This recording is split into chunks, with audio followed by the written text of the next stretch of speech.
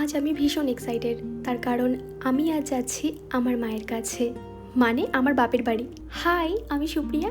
তোমরা এই মুহূর্তে দেখছো আমার সাধারণ একটা লাইফস্টাইল। আমি যেহেতু বেশ কিছুদিন বাড়িতে থাকবো না, তাই ভাবলাম নিত্যদিনের পরা যে জামা কাপড়গুলো সেইগুলো গুছিয়ে ওয়ার্ড্রপে রেখে যাই, বাইরে রাখলে ধুলো জমে যাবে। ওই কারণে আমি জানো তো ভীষণ অদ্ভুত একটা প্রাণী। তার কারণ হলো এই গোছানো, ধুলো, ময়লা এইগুলো নিয়ে ভীষণ সিরিয়াস থাকি সবসময়।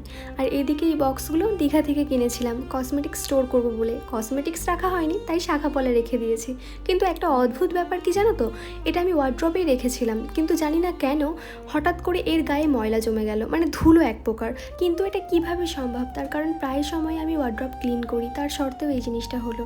এইগুলোকে এক্সট্রা কোনো কেয়ার করতে হয় কি না আমার জানা নেই। তোমাদের যদি জানা থাকে অবশ্যই আমাকে কমেন্ট করে জানিও। তাড়াহুড়োয় কোনো জিনিসই ভালো না, তার সাধারণ একটা উদাহরণ আমার এই ব্যাগটা।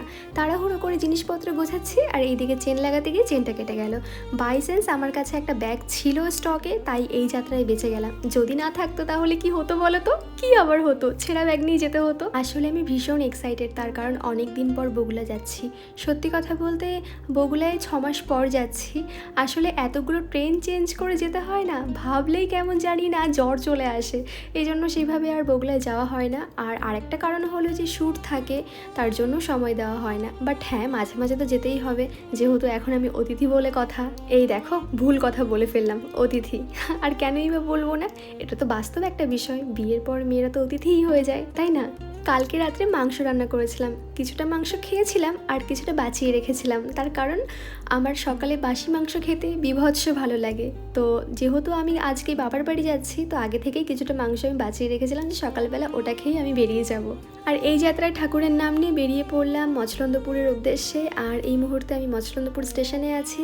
এখন আমি মচলন্দপুর থেকে ট্রেন ধরে বনগাঁ যাব, বনগাঁ থেকে ট্রেন ধরে রানাঘাট যাব, আর রানাঘাট থেকে গেদে লোকাল ধরে পপার বগুলা, আর ফাইনালি আমি আমার বাড়িতে চলে এসেছি। আর এটা হলো আমার মা, আর এটা হলো আমার মায়ের মা, মানে আমার দিদা। দীঘা থেকে আনা যে বক্সগুলো সেইগুলো আমার বোন ভীষণ পছন্দ করেছে। আমার বোন বলেছে, দিদি আমার জন্য বক্সগুলো অবশ্যই নিয়ে আসবি। তো আমিও ওর জন্য বক্সগুলো এনেছি, কিন্তু ও ভেবেছে ওর মধ্যে কোনো একটা গিফট আছে যেটা আমি ওকে সারপ্রাইজ দিচ্ছি, কিন্তু না, ওর মধ্যে কিছুই ছিল না। ও লাস্টে বোকা হয়েছে। তবে হ্যাঁ, আমি তোমায় কথা দিচ্ছি বোনু, একটা দিন এমন আসবে যেদিন তুমি অনেক সারপ্রাইজ পাবে আমার থেকে। এইদিকে আমার বোনের কাণ্ডটা জাস্ট একবার দেখো। মানুষ সন্ধ্যাবেলায় চা খায়, চপ মুড়ি খায়, আর আমার বোন এখানে বসে ডাব খাচ্ছে। আর এই বুনু, ডাবটা খেতে হয় দুপুরবেলা, একটু তো মান ব্যাপারটা। আর এদিকে নিজে খেয়ে তো স্বাদ জানি না কেমন নিল, বাট আমার চায়ের স্বাদটা প্রপারলি নষ্ট করে দিল। আমার বোন আর আমি টোটালি ডিফারেন্ট, মানে আমার বোন আকাশ, আমি পাতাল, এরকম একটা বিষয়। ওর মেন্টালিটি আমার মেন্টালিটি, রাত আর দিনের মধ্যে পার্থক্য ঠিক যতটা ততটাই।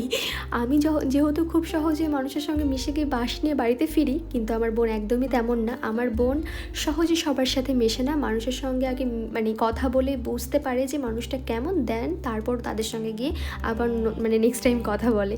যার জন্য ওর লাইফে খুবই প্রবলেম কম, আর আমার লাইফে অনেক প্রবলেম। এখন তোমাদের মধ্যে অনেকের মনে প্রশ্ন আসবে, ও লাইফে দেখেছেটা কি, ও এখন অনেক ছোট আছে, প্রবলেমের কি বোঝে?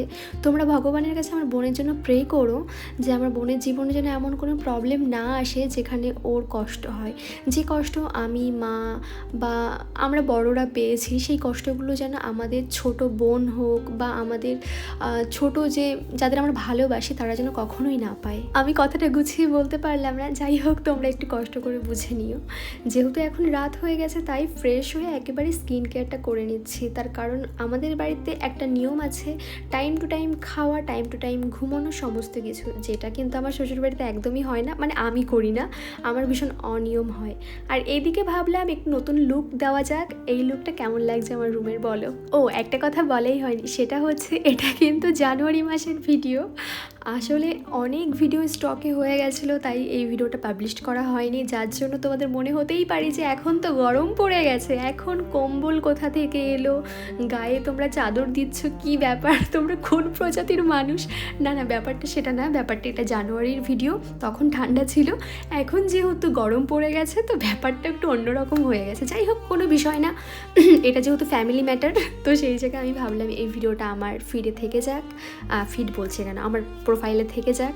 তার কারণ ভালো খারাপ নিয়েই আমাদের জীবন। আজকে ভালো সময় কাটাচ্ছি, কালকে খারাপ সময় কাটাবো, কালকে যখন খারাপ সময় কাটাবো আমার এই পরিবারের সঙ্গে কাটানো মুহূর্তগুলো যখন আমি আবার দেখবো তখন আমার অনেক ভালো লাগবে। আর আমি মনে করি তোমরাও তোমাদের ফ্যামিলির সঙ্গে কাটানো প্রতিটা মুহূর্ত ঠিক এইভাবেই রেখে দিও। চলো, আজ অনেক গল্প হলো তোমাদের সঙ্গে, আবার অন্য একটা দিন তোমাদের সঙ্গে আবার ঠিক এইভাবে গল্প করব। আজকের মতো এই পর্যন্ত, সবাই ভালো থেকো, গুড নাইট।